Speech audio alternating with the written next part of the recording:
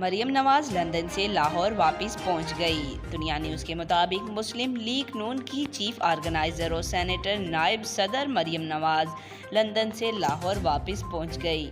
मरियम नवाज एतिहाद Airways की परवाज़ 243 से London बरसता अबूज़ैबी लाहौर पहुंची।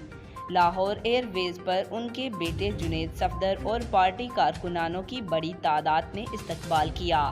इस मौके पर इनके और साबिक वज़ीर आज़म नवाज शरीफ के हक में नारेबाजी भी की गई। लंदन क़याम के दौरान मरियम नवाज ने वालिद के साथ मुल्की सियासी सूरत हाल और इनकी वतन वापसी के बारे में तफसीली मुशावरत की। मरियम नवाज आज बुध से नवाज शरीफ के इस्तकबाल के प्रोग्रामों में शिरकत करेंगी और तैयारियों का जायजा लेंगी। आज तक के लिए इतना ही। जाते जाते आपसे गुजारिश है, वीडियो को लाइक करें, चैनल को सब्सक्राइब करें, दिखे बेल आइकन को दबाएं और कमेंट में अपनी राय का इज़हार ज़रूर करें।